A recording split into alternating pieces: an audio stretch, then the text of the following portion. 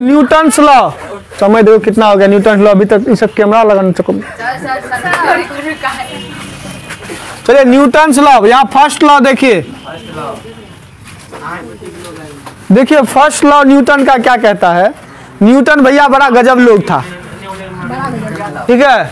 Newton देखिए, Newton का भारत में अगर जन्म हो जाता तो अलग बात है, लेकिन अगर यदि पाकिस्तान में जन्म हो जाता न्यूटन का तो जानते हैं क्या हो जाता।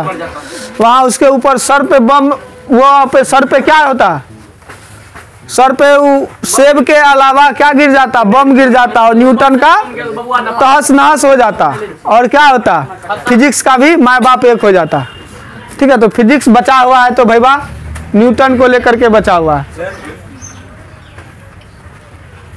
क्या हुआ, बोल रहा है वीडियो बन रहा है, यही बात। चलो यहाँ देखो फर्स्ट लॉ न्यूटन का, first law of motion Newton का क्या कहता है। ये बहुत है, बहुत ढेठ है, ये ढीठ है, ये ठीक है। यह लॉ क्या है, बहुत ढीठ लॉ है। ढीठ मतलब समझे, थत्थर। हाँ ये थत्थर लॉ है, न्यूटन का सबसे थत्थर लॉ इसी को बोलते हैं, ढीठ लॉ। मतलब कोई कुछ कर देगा नहीं, हम जहाँ वहीं रहेंगे, ऐसा नहीं है। थत्थर है मतलब जो कर रहे हैं वही करेंगे, जब तक इस पर तबड़क नहीं लगेगा कोनो, तब तक उसका दिमाग जगह पे नहीं आएगा।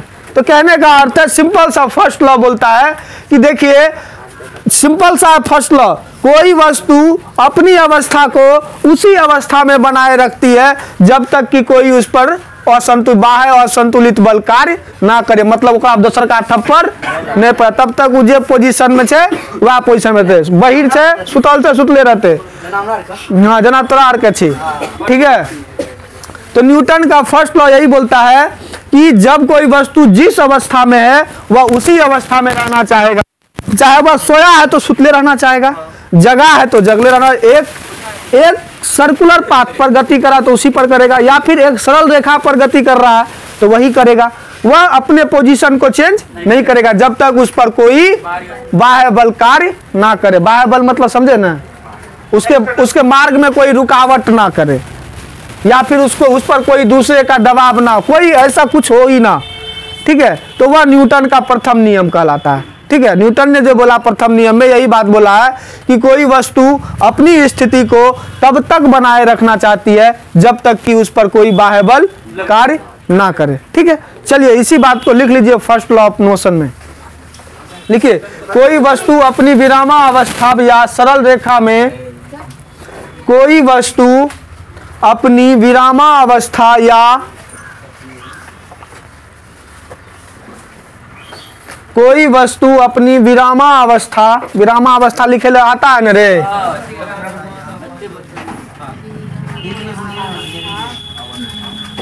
विरामावस्था।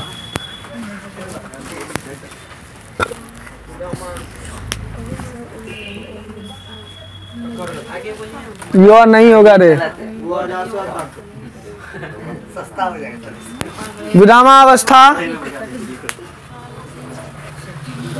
यह नहीं होगा, सही लिखे थे।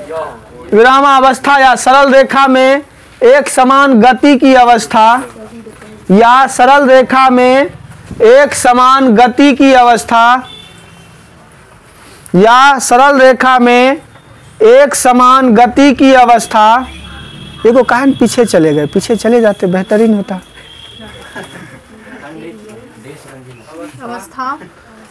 अवस्था तब तक बनाए रखना चाहती है, अवस्था तब तक बनाए रखना चाहती है जब तक कि उस पर कोई बाहरी असंतुलित बल, जब तक कि उस पर कोई बाहरी असंतुलित बल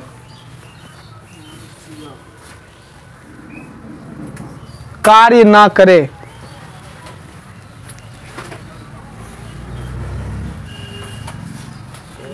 पैराग्राफ चेंज करके उसी में लिखिए, कार्य ना करे।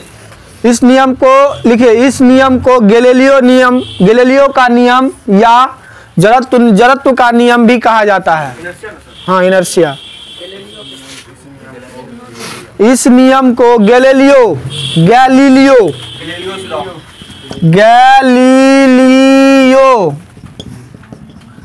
का नियम या जड़त्व का नियम, जड़त्व संयुक्त, जड़त्व का नियम भी कहते हैं,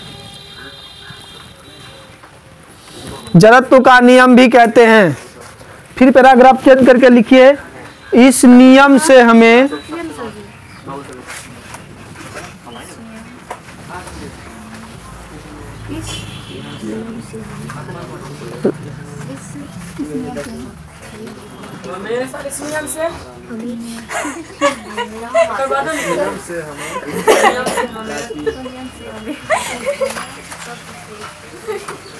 अब और बोले, सब लिख लिए ना? चलिए लिखिए, इस नियम से हमें बल की परिभाषा प्राप्त होती है। इस नियम से हमें बल की परिभाषा प्राप्त होती है। रोक दीजिए।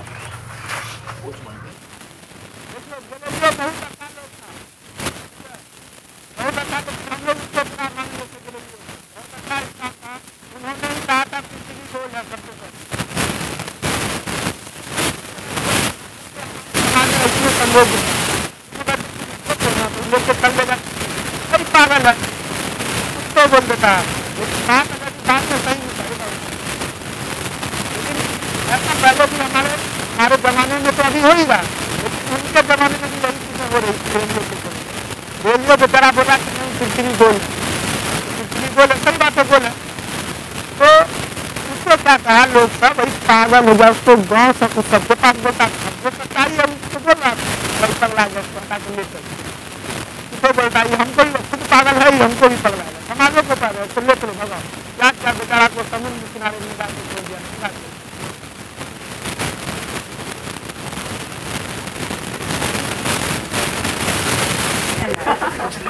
ठीक है, तो उसको भेज दिया कहाँ? उसको भेज दिया कहाँ? समुद्र के किनारे उसको ले जाके छोड़ दिया, और वह बेचारा को ना खाना मिलता था ना पीना मिलता था। समुद्र के अंदर की बालू के समुद्र के पास बालू होता है ना, उसको खा करके जिया। और बाद में जब पता चला कि हाँ, तो लोगों को बहुत बड़ा कष्ट महसूस हुआ, नहीं भाई ये जो है बहुत गजब लोग था। ठीक है, घड़ी का आविष्कार भी उन्होंने ही किया था ना। घड़ी का कहाँ है? घड़ी का गैलीलियो किया था। चलिए, क्या किया था? रेडियो का। वाटरमैन किसका किया था? फाउंटेन पेन का। चलिए चलिए अब लिखिए, 17th सेंचुरी में गैलीलियो भी किए थे। अरे वो किया रेत वाला घड़ी बनाया वो वाला या फिर वो वाला सर जिसमें सूरज तो घूमता है ना, इससे मालूम पड़ता है। चलियो अब लिखियो, अब नया सी चीज लिखियो थोड़ा सा। जड़त्व का नियम, जड़त्व लिखिए, जड़त्व, इनर्शिया। इसमें जड़त्व का नाम आया था ना रे, तो जड़त्व अब समझते हैं क्या होता है। इनर्शिया, जड़त्व।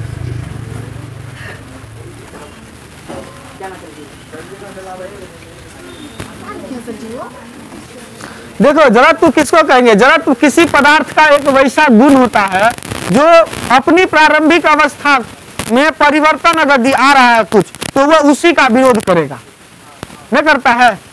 मतलब जड़त्व एक ऐसा नियम है, जड़त्व एक किसी पदार्थ का वैसा गुण है जो अपनी पहली अवस्था है, जो उसकी प्रारंभिक अवस्था है, उसमें अगर यदि परिवर्तन आ रहा है, जो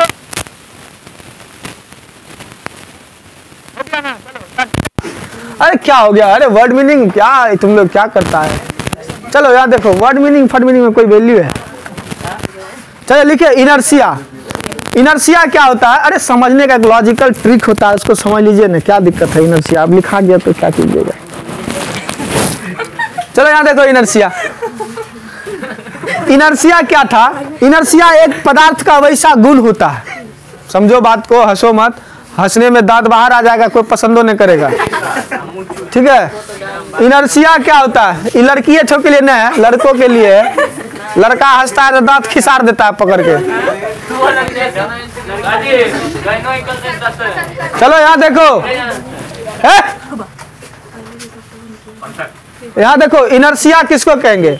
इनर्शिया वह होता है, किसी आप ही का एक गुण है इनर्शिया, आपके पास एक गुण है, इनर्शिया का गुण है, जो आप जिस काम को कर रहे हैं, अगर यदि आपको मैथ बनाने में खूब मजा आ रहा है, खूब मजा आ रहा है, एकदम पूरा एकदम खूब इंटरेस्ट ले रहे हैं, आपको उसी बीच में क्या कहेंगे, कंटा कंटा चाय बना देखियो, तो खंड लगे तो मूड़ी पर घुमा दिए चारों बगल, ठीक है। तो ऐसा होता है जड़त्व। ये इसी गुण को मतलब जो आप कर रहे हैं अपनी प्रारंभिक अवस्था में, अगर यदि कोई परिवर्तन लाना चाह रहा है तो आप उसको क्या कर रहे हैं, उसका विरोध कर रहे हैं। विरोध मतलब अपोज कर रहे हैं।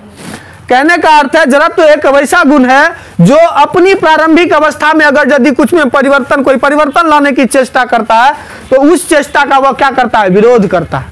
तो वही क्या कहलाता है, जड़त्व कहलाता है। सिंपल सा बात है, जड़त्व किसको बोलेंगे? It opposes the change in the state of the object. हाँ ठीक।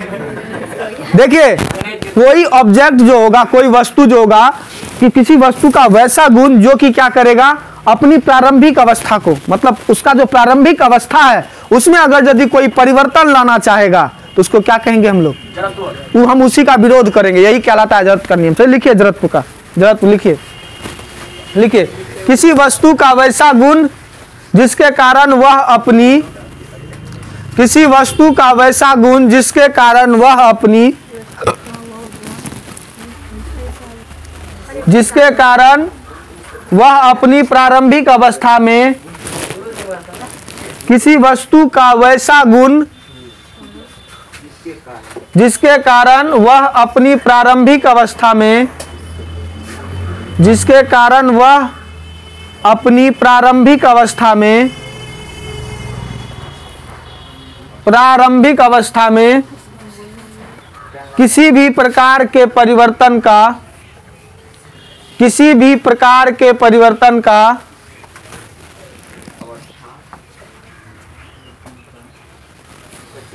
किसी भी प्रकार के परिवर्तन का विरोध करती है,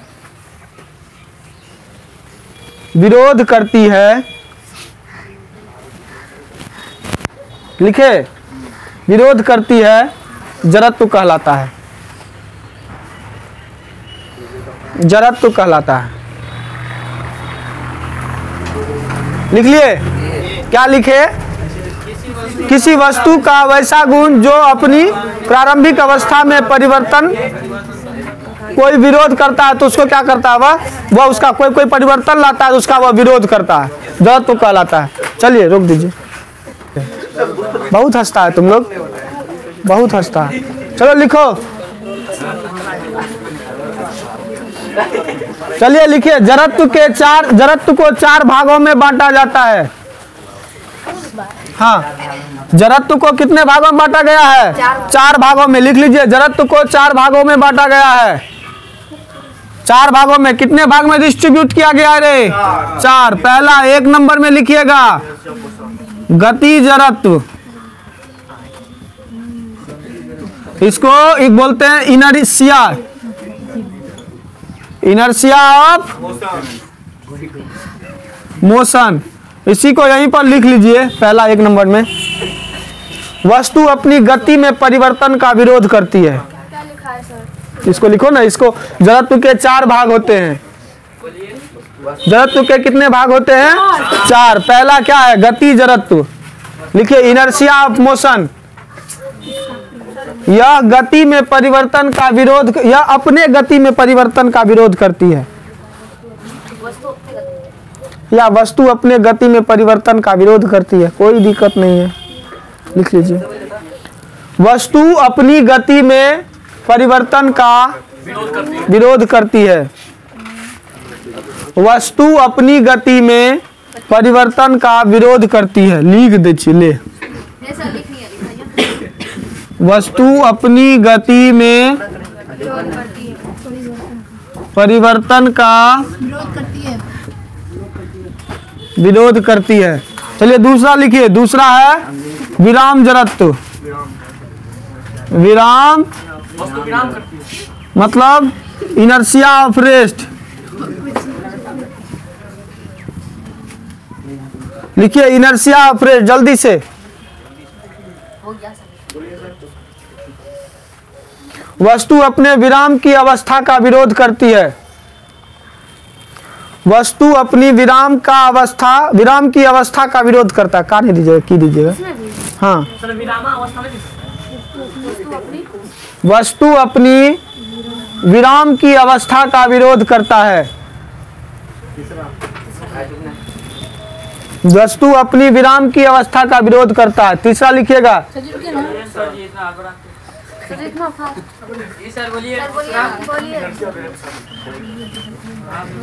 तीसरा लिखिए, तीसरा लिखिए, दिशा जड़त्व।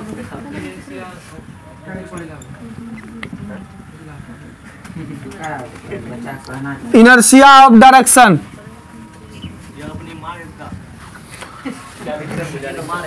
इनर्शिया ऑफ डायरेक्शन लिखिए, यह अपने दिशा में परिवर्तन का विरोध करती है। यह अपनी दिशा में परिवर्तन का विरोध करता है। लिखना, यह अपनी दिशा में परिवर्तन का विरोध करती है।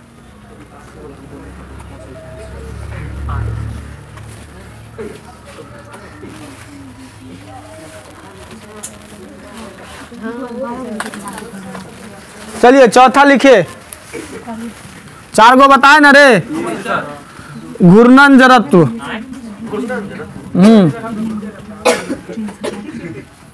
Inertia of rotation.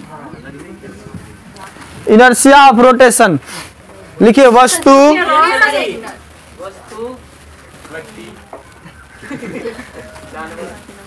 लिखिए, वस्तु अपने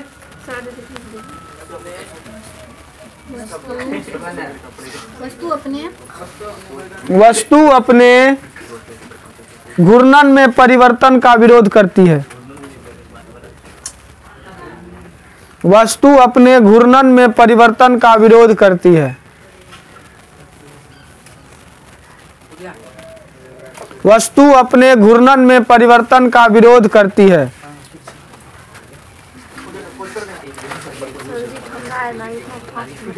लिखिए, एक बात और, एक लाइन नीचे लिख लीजिए।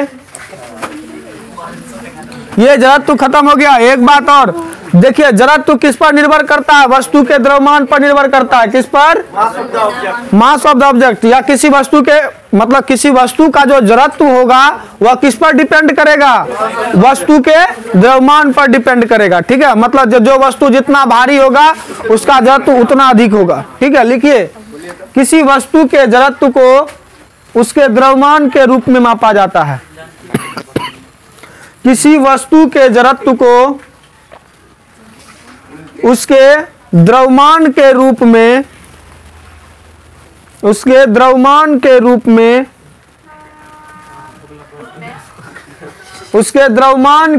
में मापा जाता है।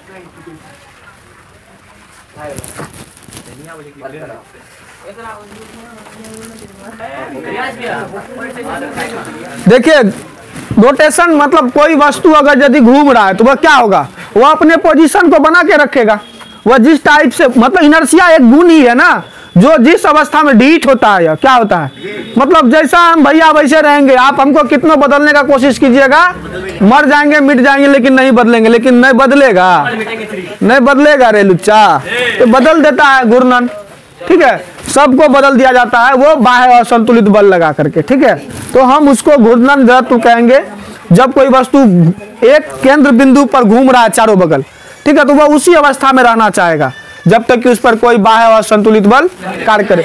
हर जगह बाह्य असंतुलित बल कार्य करता है। हम साइकिल चला रहे हैं, अगर यदि हवा ना रहती, हवा का रेसिस्टेंस नहीं रहता, हवा का विरोध नहीं रहता, तो हमारे साइकिल में ब्रेक नहीं लगता। हमको ना पेडल मारने की जरूरत होती है, हम आराम से चढ़ जाते, घरकल पहुंच जाते। ठीक है, अगर यदि हवा निर्वात रहता, हवा में रेसिस्टेंस नहीं रहता, साइकिल तुम्हारा क्यों रुक जाता है? रेसिस्टेंस की वजह से, घर्षण और रेसिस्टेंस की वजह से। हवा का रेसिस्टेंस होता है, घर्षण होता है। ठीक है, तो जिसकी वजह से आपका क्या होता है? साइकिल रुक जाता। नहीं, अगर ना घर्षण हो ना हवा हो, जाने दो फाड़ते चिरते हुए। ठीक है, तो कोई दिक्कत नहीं है, जड़त्व समझ में आ गया, फर्स्ट लॉ समझ में आ गया। और कल हम लोग पढ़ेंगे संवेग, नहीं कल बंद है परसों।